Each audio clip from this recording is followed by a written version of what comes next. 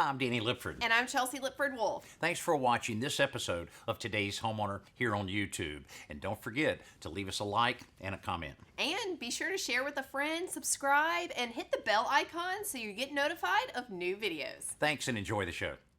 This house is on a very small lot, but the homeowners need just a little more living space. Stick around and we'll show you how we solve this problem. Today's Homeowner with Danny Lipford, the voice of home improvement, with projects, tips, and ideas to help you improve your home.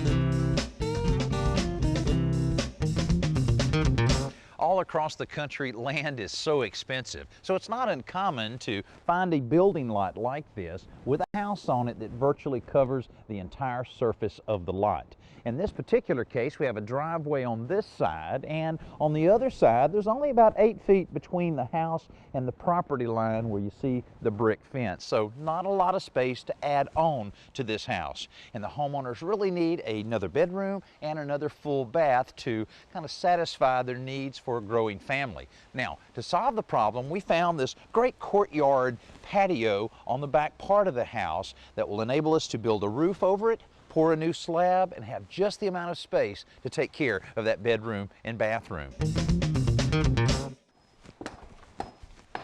Well, this is the space that was a courtyard patio and is just the right size for us to be able to create the perfect size bedroom bathroom.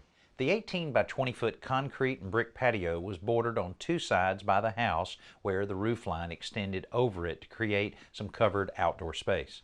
We began the work by completely removing the roof over the patio. We did this because the new roof is larger but begins from the same location on the house, so the rafters had to be a good bit longer. We supported the other end of the rafters with a beam running from the house to the garage. In very little time, we had a dried-in space. After this project's complete, the homeowners will have a very nice bedroom-bathroom layout. Let's take a look at the plans.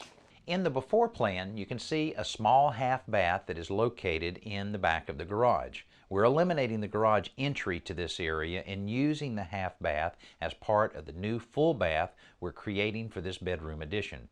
Beside it will be a generous closet with double doors. The entry to the room from the existing house comes from the den, and two more doors will provide access to the outside, one to the courtyard and one to the driveway. At this point, our plumbers have just a little more work to do to complete the modifications on the bathroom. Then we have some tamping to do to compact all of the dirt down nice and tight. Then we'll be putting in a vapor barrier, reinforcement wire, then we'll be ready to pour concrete. To avoid cracking the owner's driveway with a heavy concrete truck, the crew uses a motorized wheelbarrow to move the concrete from the street to the forms. There the guys rake it out and finish it by hand, taking care to keep the elevation consistent with the existing house. With the slab complete, our framers can return to finish building the new walls and installing the joists that will support the ceiling. The framing is pretty much complete on this addition, and it really defines the size of each of the rooms. First of all, the bedroom's plenty big, 14 by 20, and if you remember on the plans we looked at earlier, we had a closet on this end of the bedroom, and it's good size, 3 foot by 8 foot. And our bathroom's not the biggest bathroom in the world, but plenty big for what the homeowners had in mind, with a large walk-in shower here, a toilet, and a little vanity over on this side of the bathroom. Now, after all of the studs were up, we installed our plywood sheathing, and then on the outside of that, a house wrap has been installed. So all of the outside's pretty much all weathered in, which is good because it's starting to get a little cold on the outside. Now, typically when we're building an addition onto a house that has bricks, we'll take all of the bricks down so that we gain that extra bit of space. But this being a two-story house, the bricks continue all the way up, including the second story. So it would be very difficult and expensive to remove all of the bricks here. Plus, we have plenty of room in this bedroom. Now, the guys are kind of completing the removal of the windows that were here and reframing some of the pieces here so that we can install drywall later. And I removed all of these windows earlier this morning and also framed up all of those openings. Now, we'll be putting the drywall on that side in just a little while to prevent any of the dust that's generated while this work's being done and preventing it from getting into the rest of the house. Hey, we're going to move along on this project pretty quickly, and we'll show you the completed project in just a little bit. But first, check out this week's Simple Solution. It's time for this week's Simple Solution from home repair expert Joe Truini. If you live in your home any length of time, you probably will end up with one of these, a drywall patch. In this case, I had a hole in the wall that I patched with joint compound. I just took a 6-inch knife and I spread it on as smooth as I could and I let it dry. Now, typically what happens at this point is you take some sandpaper and you sand it as smooth as you need it. But the problem with that, of course, is it creates a ton of dust and it gets all over the room. So a simpler approach is to use a drywall sponge. This is a specially made sponge used for this purpose. And it's a soft sponge that has a coarse pad adhered to one surface. And I'm just going to dip it in some warm water, wring out the excess. You just want it damp. And now, using the coarse side, just go over the drywall compound. Now, this is joint compound. It's pretty hard at this point, but as you keep going over it, little by little, it'll soften up and smooth out. Now, you have to rinse this out a couple of times. Now, this takes a little longer than sanding, but it creates much less mess. A lot of times, if you're not a real pro at drywall finishing, you tend to build up a little bit more than the pros do. And the nice thing about this is once it's completely smooth and dry, you can paint right over it. It's been about 3 weeks since we started this project where we're converting an existing porch and patio area into a fairly sizable bedroom, closet, and a full bathroom. Now, it's so important to consider how to handle the additional heating and cooling needs when you're adding on to your home. There's a couple different ways to approach that. One is to have a heating and cooling professional evaluate your existing system and see if it's big enough to handle the additional square footage. Another option is to add a new system just for the new area. Let's see what was decided on this project. Well, checking the square footage on the existing house and the capacity of the existing system, we determined that we would have to add a system to accommodate the new addition. Luckily, this attic was already existing over the garage, and it gave us plenty of room to put the system up in the attic. The new wing was so tight that it accommodates the duct but not the system, but it worked out perfect. We were able to duct the return and supplies in through this existing roof and get everything ducted in, return air chase, supply ducts, and all this was decked. It worked out nice. This is the return air chase for the heating and cooling system. This is where the filter will be located and the filter grill. Over here, this is where the thermostat will be located for the new system. Now, where the day before, drywall is to be installed on all the walls and the ceiling, and this is the last chance to be sure that everything that needs to be in the walls is in the walls. Some of those things, and a little checklist for you there, includes all of the electrical, both for your wall outlets, wall switches, as well as light fixtures, all of your plumbing, both drains and water lines, and of course the heating and cooling system itself. You need to also consider any cabling that's needed for television and computer lines. Also your telephones and possibly speakers that you may want to install even at a later date. It's a good time to put all the speaker wire in. And another good idea, particularly in the bathroom, is to install any blocking that may be needed behind the walls to support any towel rods or any safety bars. Now, after all of that's completed, then your building inspection officials need to come out and make sure everything was done properly. Then it's time for insulation. Here we installed insulation in the attic area overhead using bats, and of course we installed insulation in all of the walls, both the exterior walls and the interior walls, to prevent any sound from transferring from this room to the adjacent room. Now at this point, we're ready for the drywallers.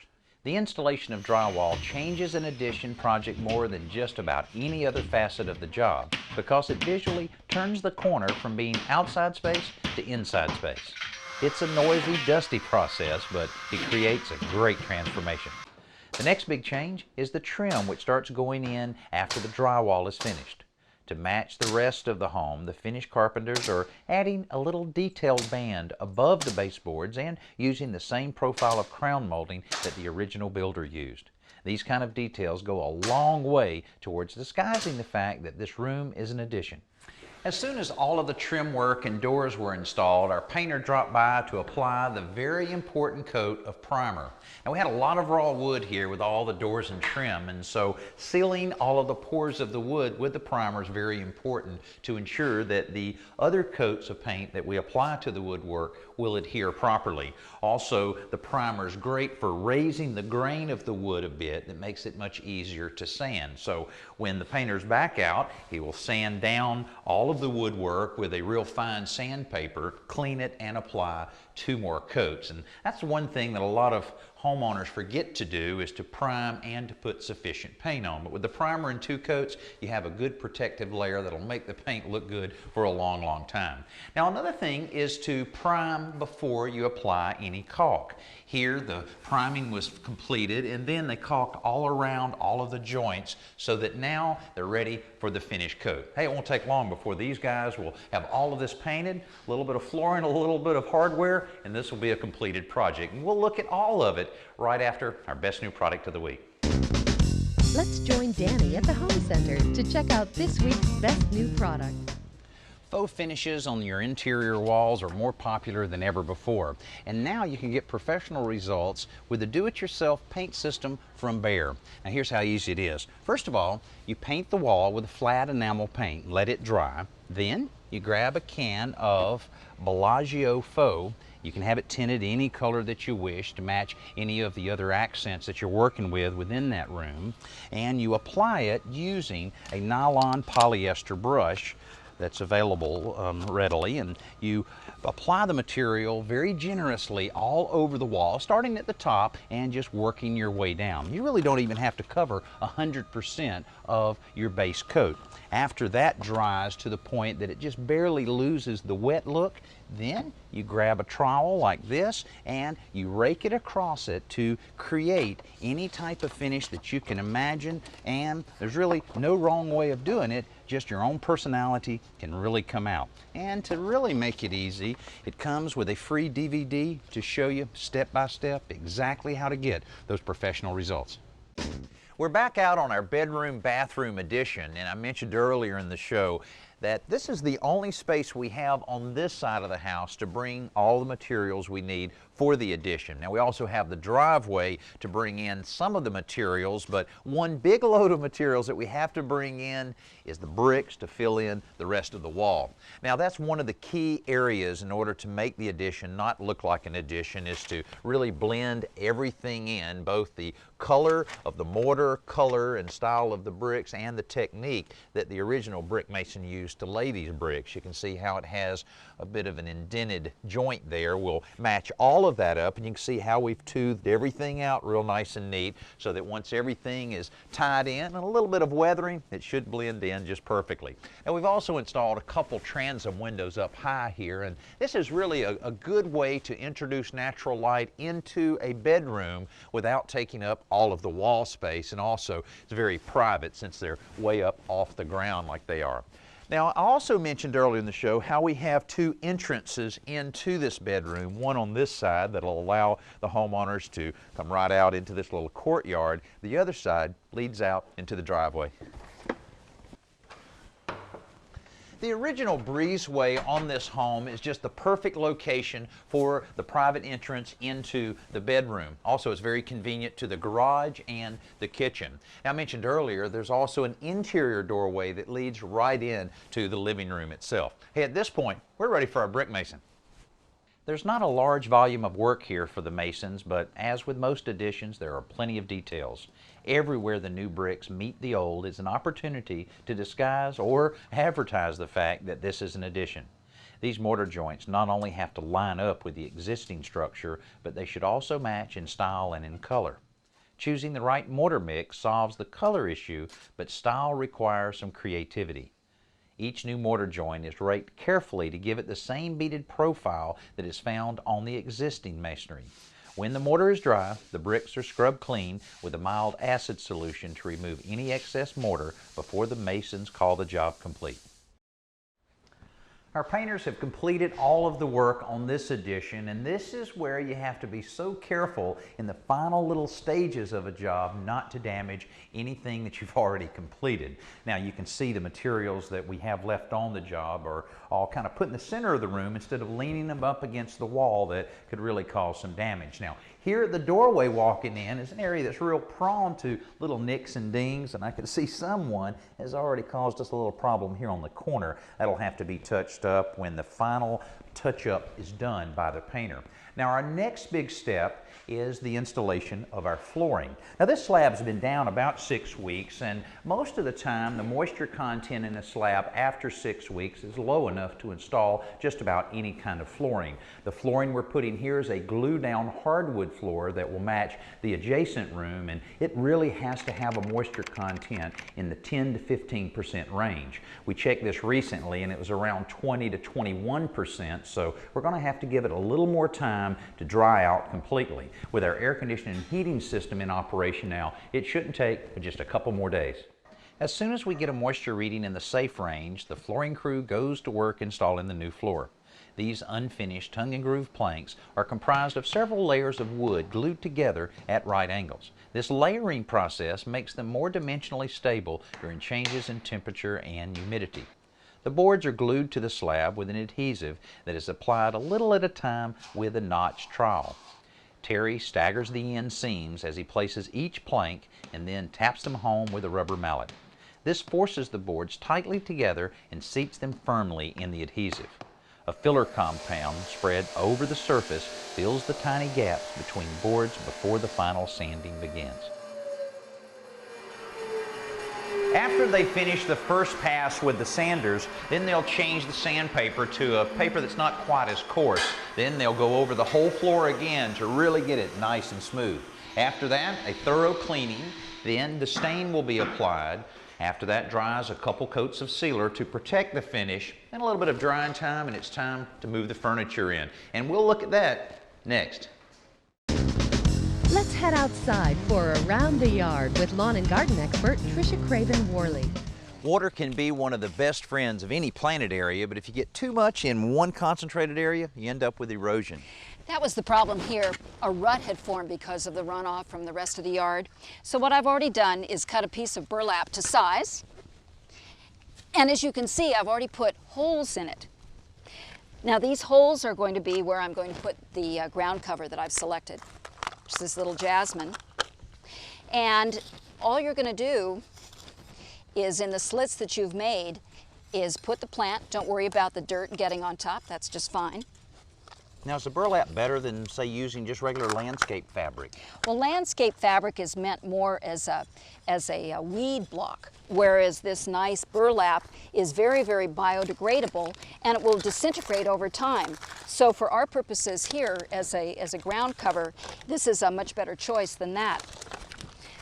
Now, what about the stakes here? You really have to kind of stake it off in any way? It's a real good idea because it's really unstable now, and if a rain were to come tonight, for example, it could really start dragging all of this. So you do want to put the stakes in, and then after time, when these plants start to, when you see new growth, that's about the time that you can remove those stakes, and it's going to work out real well and help prevent the erosion from happening again. And then after everything's down, I guess the mulch goes on top to cover it all up. Yeah, the mulch goes on top and it'll just look great.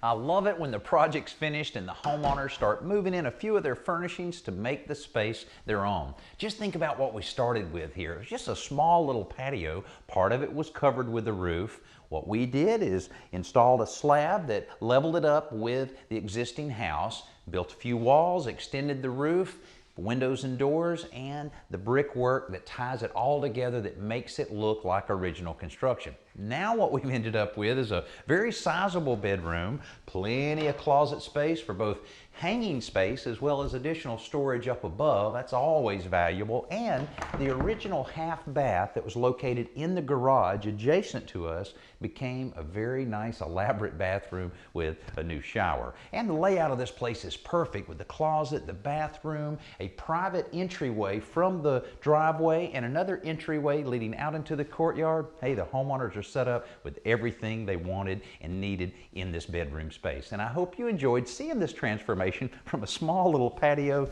to this. Hey, thanks for being with us. We'll see you next week.